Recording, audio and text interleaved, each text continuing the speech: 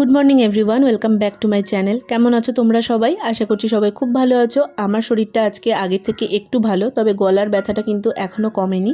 আগের দিনই তো তোমাদেরকে বললাম যে আমি বহরমপুর চলে এসেছিলাম, কারণ প্রচণ্ড জ্বর ছিল। জ্বরটা এখনও পুরোপুরি ঠিক হয়েছে বলবো না, মাঝে মাঝে আসছে আবার যাচ্ছে। তবে গলার ব্যথাতে আমি ভীষণ রকম কাহিল, আর তার সাথে কাশি প্রচণ্ড রকম হচ্ছে। অনেকটা লেট করেই উঠেছি, উঠে প্রথমে ফ্রেশ হয়ে নিয়েছি। মা একটু হরলিক্স করে দিয়েছিল, কারণ আমি বিশ্বাস করো একমাত্র হরলিক্সটাই খেতে পারছি, আর কোনো কিছুতে আমি কোনো টেস্ট পাচ্ছি না। হরলিক্সের তো কোনো টেস্ট আমি বুঝতে পারছি না, কিন্তু ওই যে গরম গরম বিস্কুট দিয়ে খেতে বেশ ভালো লাগছে, তো সেটাই খেলাম। গুড ডের যে চকলেট বিস্কুটটা হয় সেটার সাথে খেলাম। আর এরপরে বিছানাটা আজকে একটু গোছাচ্ছি, কারণ এই 3 দিন মতন মাঝখানে আমার এক্স্যাক্ট এখন মনে পড়ছে না, তো আমি কোনো ভ্লগ করিনি। আজকে একটু ঠিকঠাক লাগছে দেখে আজকে খাট থেকে নেমেছি। আর আজকেই আমি মাকে তাই বলছিলাম যে কতদিন পর আমার মনে হচ্ছে যে আমি একটু নেমে হাঁটাচলা করছি, কারণ এই কটা দিন না আমি সত্যি কথা বলতে সারাদিন শুধু খেয়েছি, উঠে মা খাইয়ে দিয়েছে, স্নান করেছি, আবার খাটেই ঘুমিয়ে পড়েছি। মানে এত প্রচণ্ডভাবে আমাকে কাহিল করেছিল, যেহেতু টনসিলটাই ইনফেকশন হয়ে গেছিলো, সেই জন্য আরও বেশি আমি কাহিল হয়েছিলাম। এখন খাটটা ঝাড় দিয়ে নেবো। জানলাগুলো খুলেছিলাম না এত বেলা অবধি, কারণ আমি অনেকটা লেটে উঠেছি, তো জানলাগুলো অবভিয়াসলি বন্ধই ছিল, তো সেইগুলোকে এখন খুলে টুলে একটু ঘরটাকে ঘরের মতন করব। ঘরটা সব বন্ধ থাকলে দেখবে কেমন একটা অস্বস্তিও লাগে, আর একটা কেউ অসুস্থ থাকলে না বাড়ির পরিবেশ দেখলে আমার মনে হয় যেন বোঝা যায় সেটা, তো সেটা আরও বেশি মানুষকে অসুস্থ করে রাখে। প্রতিদিন আমরা যেগুলো করি সেগুলো কেমন যেন একটা রুটিন হয়ে যায়। যেমন ও বাড়িতে আমি সকালবেলা উঠেই জল তুলি, তারপর ঘর ঝাড় দিই, ঘর মুছি। এই কদিন ধরে এখানে কিছুই করতে পারিনি, আমার মনে হচ্ছিলো লাইফে যেন কিচ্ছু নেই, কোনো পারপাস নেই। সবথেকে বড় কথা, ব্লগ করাটা আমার লাইফে এত ইম্পর্টেন্ট পার্ট হয়ে গেছে না, যেদিন আমি ব্লগ করি না সেদিন আমার মনে হয় যেন আজকে কিছুই করলাম না, আমি কোনো পারপাসই নেই। সকালবেলা ঘুম থেকে ওঠার একটা তো কারণ চাই, যে না আজকে আমাকে এই কাজটা করতে হবে, সেই জন্য আমি উঠেছি। তো এই পারপাসটাই যখন থাকে না, ব্লগটাই যখন থাকে না, তখন আমার প্রচণ্ড বেশি এগুলো ফিল হয়। স্নান কমপ্লিট করে চলে এসেছি। এখন যাবো আমি আমার একটা ফ্রেন্ডের বাড়ি, আমাদের এই পাড়াতেই। তো আমি এর আগে একদিনকে ডিমের বড়া করে তরকারি করেছিলাম, তো ওটা বানাবে, আমাকে বলছে তুই চলে আয় একসাথে বানাবো। ঠিক আছে দাঁড়া, আমার আজকে হেয়ার ওয়াশ করতেই হতো। আমি তো এখানে এসেছি শনিবার, আর আজকে হচ্ছে কি বার, আজকের বার আমি ভুলে গেছি। বাট অনেক কদিন হলো, আমি আসার পর থেকে তো পুরো জ্বর নিয়ে পড়েছিলাম। কোনো শ্যাম্পু করিনি, কিচ্ছু না, নর্মাল ওই গরম জলে স্নান করার মতন। তো হেয়ার ওয়াশ আজকে আমার করতেই হতো। বাই দ্য ওয়ে আজকে আমার মামাতো বোনের অ্যানিভার্সারি, তো ওখানেও যাওয়ার আছে। সব মিলিয়ে আজকে আমাকে শ্যাম্পুটা করতেই হতো। আর আমার না এখন মনে হচ্ছে গায়ে তেল জাতীয় কিছু মাখি, কিন্তু স্নান করে উঠে না এখন আর মুখে গলায় তেল মাখার ইচ্ছা নেই। আর বাইরে প্রচণ্ড হাওয়া দিচ্ছে, তো চটপট করে স্নান কমপ্লিট করলাম। বাচ্চা এখন 12টা বাজতে 10। আমি ওকে বলেছিলাম 11:30টায় যাবো। ও জানে যে আমার 11:30 মানে ওটা 12টা হবেই।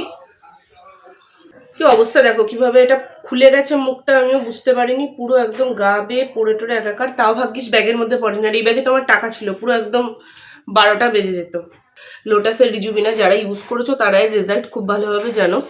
আমি জানি না এটা অয়েলি স্কিনের জন্য কেন লেখা, বাট এটা অয়েলি স্কিনের জন্য তো আমার মনে হয় না খুব একটা সুইটেবল হবে। বাট ড্রাই স্কিনের জন্য এত সুন্দর একটা গ্লো দেয় এটা ফেসে, নেক্সট লেভেল।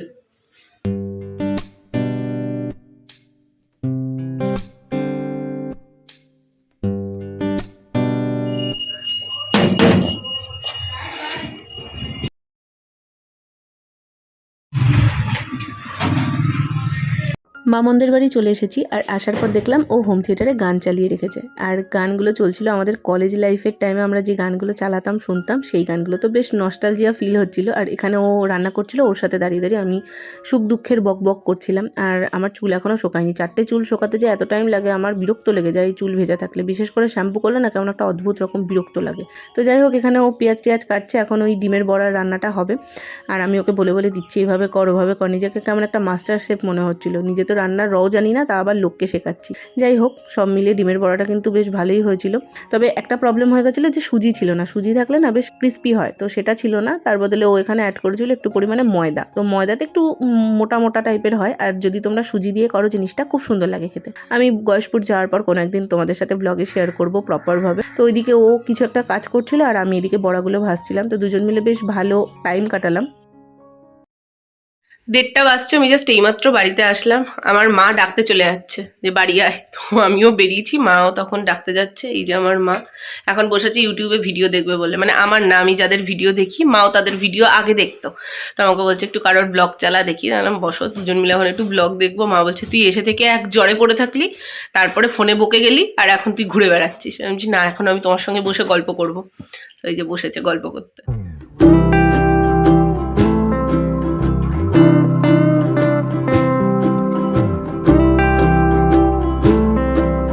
দুপুরবেলার পর একদম লাফ মেরে চলে এলাম সন্ধ্যেবেলায়, কারণ ওই যে আমি লাঞ্চ করতে পারিনি, লাঞ্চ যা করেছিলাম তা সবই আবার বুঝে গেছো আশা করি। তো যাই হোক, এখন মা নিয়ে এসেছিলো ওই চিপসের প্যাকেট, সরি এটা বাবা এনে দিয়েছিল, তো সেটাই খেলাম।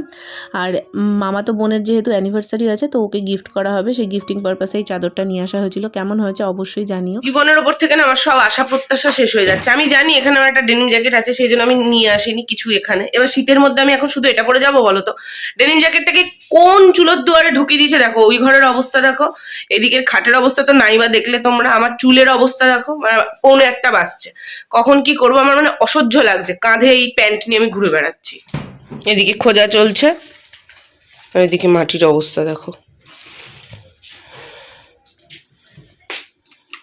ঝামেলা করে যুদ্ধ করে ফাইনালি বেরিয়েছি। কত খিটকেল যে হয়েছে এর মধ্যে তোমাদের আমি বলে বোঝাতে পারবো না। মানে আমার আসার সময় দেখেছিলে হয়তো হাতে একটা পলার সোনার আংটি ছিল, সেইটাকে আমার মা কোথায় রেখেছে খুঁজে পাচ্ছে না। তার সাথে নিজের একটা সোনার কানের দুল, সেটাকেও কোথায় রেখেছে সেটা খুঁজে পাচ্ছে না। সেটা মারা যখন আগের বার আমাকে গয়েশপুরে দিতে এসেছিল তখন কোথাও একটা রেখেছে, অতি যত্নে রেখেছে, এবার আর খুঁজেই পাওয়া যাচ্ছে না।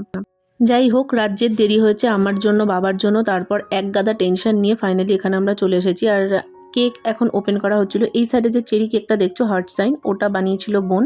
আর ওইটা এই যেটা ওপেন করা হচ্ছে এখন, সেটা ছোট বোন ওকে গিফট করবে বলে নিয়ে এসেছিল।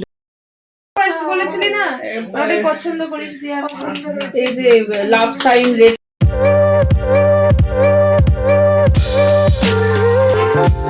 তো ফাইনালি এতক্ষণে হবে কেক কাটিং। অনেকটা লেট হয়ে গেছে, এখন বাজছে প্রায় 10টা 15-20 মতন। আসলে সবাই আসলো, তারপরে এই সাজানো ডেকোরেশন এইসব করতে করতে দেরি হয়ে গেছে। তো এই যে এই কেকটা ওপেন করছে, ও এটা নিজেই বানিয়েছে, ওর কেকের বিজনেস আছে। তোমরা যদি বহরমপুর থেকে কেউ দেখো আমাকে অবশ্যই কমেন্টে জানিও। যদি কেউ কেক অর্ডার করতে চাও, ওর ডিটেলস আমি দিয়ে দেবো। ও একদম নিরামিষ কেক বানায়, খুব সুন্দর বানায়, তো তোমরা ওর সঙ্গে কন্ট্যাক্ট করতে পারো। এখানে আমরা বেশ কয়েকটা ছবি টবি তুলেছিলাম।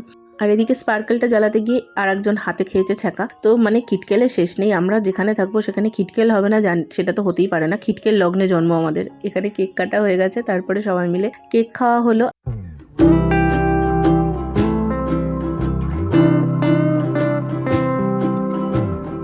এরপর সবাই বসে পড়েছে ডিনার করতে। বাবা মা আগে খেয়ে নেবে, কারণ এখান থেকে টোটো পাওয়ার একটা সমস্যা রয়েছে, তো বাবা মা আগে চলে যাবে।